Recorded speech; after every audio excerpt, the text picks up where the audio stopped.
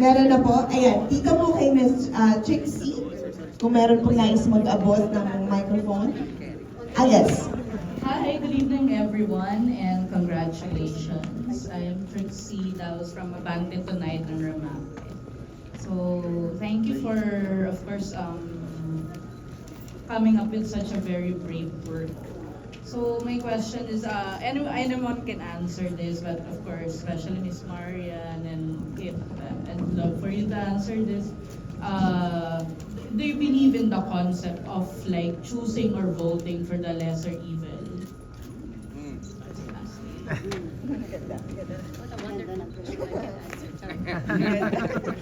Pag-isipan ko siya, maingat ako. Often naman sa elections natin may good option. It's just that di sila binuboto. Hindi sila binibigyan ng boses. Or either they don't have the resources kasi nga hindi sila corrupt. Or very grassroots yung movement nila, or very pro-people sila, and therefore hindi sila binibigyan ng pera ng mayayaman. Often there are good options, hindi lang siya napapansin because of the spectacle and the horse race. In the worst case scenario, ako pragmatic kasi akong tao I think I would choose the lesser evil if given the choice. Kasi sometimes it's a choice between a person who will kill thousands of people versus someone na corrupt din, or mahirap din choices eh. So, kaya nga, what we're hoping for dito sa Balota at least, it's a hopeful film in the sense na a good candidate actually emerged, and a good candidate can potentially win. So, sana more of that in the next election, kasi honestly, nakapagod din yung mga politiko natin sa Pilipinas. Thank you po. Maria. Yes. We have another question here. Yes, sir. Hello, congratulations. Very wonderful film, and I would like to ask Mario, my name is Mike Herrera from Nueva Ecija. I would like to ask you, ilang shooting days ito? Para talagang na-deglamorize ka talaga. Ano talaga itong role natin sa'yo? Parang na-stress ka, pero you give a wonderful performance. Congratulations. Salamat po. Ito po ay ginawa namin, sila po ay 10 shooting days, ako po 6 na araw. Thank you. Siguro we can have another one? Yes, please. Pakiabot na lang po ng mic here. Congratulations, Marian. You mastered your craft. Ang galing. Anyway, this is for the director and the scriptwriter. Why did you highlight and patronize the LGBT, or specifically the gays, sa perspective ng politics? So, parang mabubuti ba sila? Lesser of evil ba sila? Actually, it's an inversion.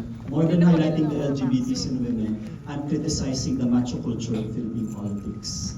Kaya nga from the start, it's all about real man. And it's about our obsession with hyper-masculine power figures that have led this country to the shit that we are in. This entire idea that now we need strong men, we need people na parang paternal figures who will take care of us as if we don't have agency and free will, as if the power doesn't reside in the people.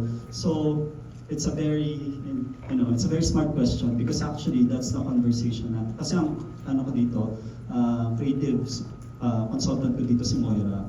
And really, if you look at the thread that's underlying Balota, syempre, of all the explicit, I haven't been really known as a very subtle filmmaker. Pero of the threads that I am not very, hindi super pinupush dito, may underlying talaga ng toxic masculinity, and that sort of us worshipping strong men that I would really like to critique. And so, who are in power in Balota? Sino nagkakarga ng demokrasya sa Balota? It's women, it's LGBT, basically non-straight people. In fact, the only policeman that has a conscience is also an LGBT character. Pero I would like to note na hindi luminis yung puso niya dahil nakita niya yung katotohanan. It's still evil. Because ang pinanggagalingan ng pag-change ng character na yun is loyalty pa rin. Patronage pa rin, loyal siya dun sa teacher niya. Selfish pa rin. That's why he still has blood in his hands. Pero yun, I really wanted to interrogate our obsession with macho men. But we need strong leaders, strong men who make that situation. Mayor, ikaw yun! And And honestly, I've been with, because of the campaign, I've met a lot of these politicians. And when you meet them up close, they're so mediocre. They're so underwhelming. They're such small people. And they're so underwhelming pag nakita mo sila in real life. Pero ine-elevate nila natin sila to their status. Kaya nga, ang argument ko is the power really should be with the people, not with the strong. Yes. Thank you, Direk Peter. Ayun, meron pa po ba tayong susunod na katanungan mula sa ating, yes, please. Hello po, good afternoon po to everyone, and to the whole cast and crew of Badota, congratulations po. I'm Clara from GMA News and GMA Integrated News Social Media. So I would just like to ask Miss Marian po, everyone did a really wonderful performance in this movie po. But Miss Marian, can I ask, is there a line po in your movie po, Balota, that really stuck with you? And what is the message that you hope that line delivers to the people who watch the movie? Uulitin ko yung linya ko para sa'yo. Paki-zoom in po.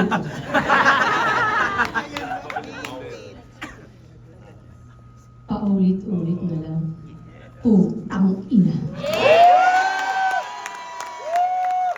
So, siguro yung pinaka-mensahe nun, parang nakikita naman natin kung anong nangyayari mga proseso. Kumbaga ito ang pelikulang Balota ay wake-up call para sa atin na pag pinagsama-sama natin yung mga boto natin, mahalaga ito. Kaya nga sabi ni Teacher Emmy, sa araw na ito, malakas ang boses ko at pinakikinggan ako. So sana ma-realize sa mga tao. Maraming salamat po. At yung boses na yun, yung boto na yun, gamitin ng tama pag pinagsama-sama. At meron pa tayong susunod na katanungan dito sa kabila. Yes, sir. Hello, good evening po. Jello po. I come from home. Di ba po ang mga artista po, sanay po na nagte-take on ng role. Pero gaano po kayo nakaka-relate doon sa mga roles na ginampanan ninyo? O gaano kayo kalapit doon sa roles na ginampanan ninyo? Kahit sino po maaaring sumagot. Yun, kind very quick, oo. Meron ba? Ayan, sige. Hello, yes. Ano na ba? Mima. Hello, di ba nakakaloka? Kumandidato pa nga. At tigas ng ulo, di ba? Pero super connected ako dito kasi alam mo, ako, mga kaibigan ko, mga baklang barangay rin talaga yun. Andito pa nga yung iba, umatak dito. So, alam mo yon, sobrang happy niya kasi talagang na-witness ko yung gantong sistema. Diba? At saka totoo yun, yung mga nagbibigay-bigay ng mga yung mga deadman yung deadman na sa pagbibigay ng pera tuwing election. So yes, sobrang connected ko dito kasi alam mo yun, malala talaga yung yung pagpapansin ng mga bakla kapag election. Talagang malaki ang ambag namin, correct? Same. Diba? Ayun lang. Yes, you will. Ako, sobrang nakaka-relate ako sa character ko dito kasi ako in real life talaga parang mama's boy din na talaga ako eh. Sorry. Ayun, parang pag napunta sa ganong sitwasyon, same lang kami ni Enzo na parang gagawin din yun lahat para makasurvive, ganyan. Kumbaga may plan A and plan B. Meron pa po ba nais mong dagdag? Gusto ko si Miss Marian, very teacher. Tinatawag yung mga students niya. Sige po, Miss Donna. Ayun, ako naman po bilang Anita, hindi naman siya nangyari sa akin sa totoong buhay na namatay ng asawa. Pero for sure, ang relatable ng character kasi lahat tayo merong kakilala na at some point na agrabyado or may nangyari sa kanila. Trivia na lang siguro dun sa rally speech niya. Parang most of it, on the spot, improvised. So bago mag-take, merong sinabi or kinuwento si Direk Kip sa akin.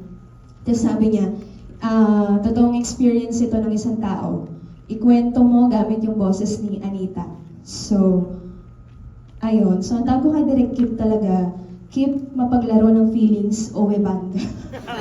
Kasi every take talaga iiba. Sabi ko, teka lang, grabe, ang dami ng layers itong character nito. Pero, ayun, ang ganda niya. Mahal na mahal ko yung character. Ay, maraming salamat po. Siguro ngayon dahil may susunod susunod pa nga na pelikula pa, isa na lang na question from our audiences. Meron dito kanina pa. Ay, meron daw kanina pa po dito. Yes, Wow, yes. naman. Oo nga. Marami rin nakapila, pero I'm sure makakausap niyo pa sila sa labas.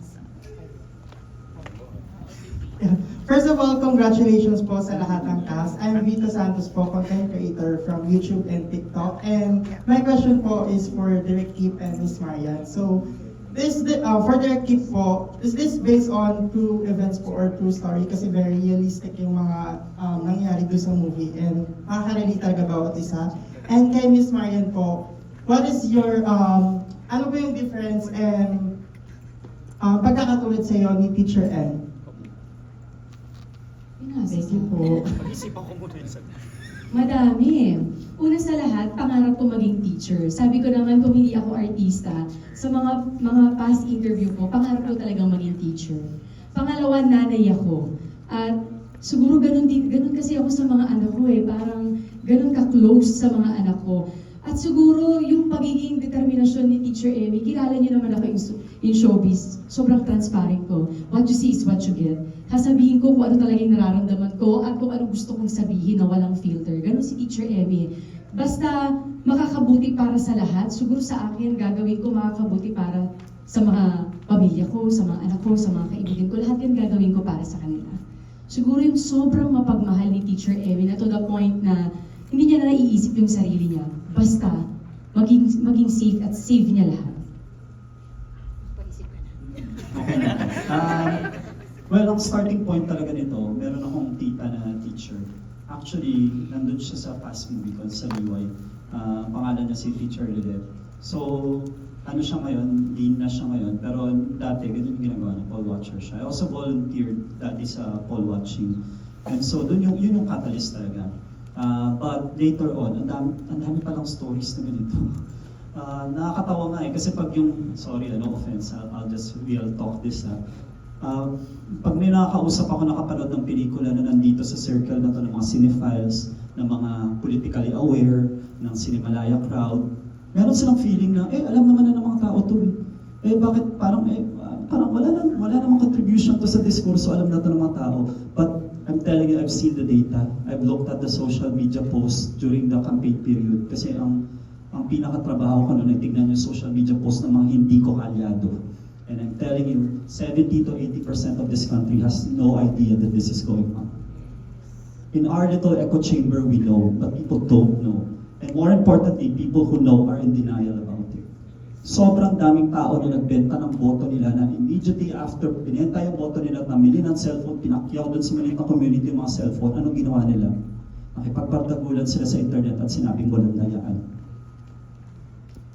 So para sa akin, yun yung magiging tulong ng pelikula. Not for people like us who are aware. Not for the Cinemalaya crowd. Because the Cinemalaya crowd, they tend to be smart. It's really for people who have no idea. Or in denial. More importantly, it's really for the people who do not even know that they have any power in the system. Because most Filipinos would rather believe that they're better off with a strong man, with a figurehead, with a leader. And nandun yung pag-asa. Wala. Nasa atin yung pag-asa. Diba? Wala sa'yo, Edralin, yung pag-asa. Sila. Tayo din. Maraming salamat po. At talaga namang nakakamangha yung tapang ng bawat isa sa produksyon. Siyempre headed by Direk Kip. And sana nahawaan kayo ng tapang na yun para ipaglaban ang katotohanan para sa bayan natin at para sa mga susunod pang henerasyon. Huwag kayong mag-alala. Alam ko marami pa kayong katanungan. Maaari nyo silang i-meet sa labas. Dahil alam ko yung sobrang apektado kayo sa talagang mensahe na ibinahagi sa atin ng grupo ng Balota. Muli maraming salamat po. At sana suportahan niyo pa ang iba pang mga pelikula dito sa Cinemalaya. Okay, picture lang po tayo with everyone. Thank you so much. At magkita-kita po tayo sa mga susunod na Cinemalaya. At salamat sa pagsuporta ng Philippine Independent Films. Salamat! Si May nasa. Si May. Ma'am May. Si Dargo wala? Si Dargo! Go, go, go!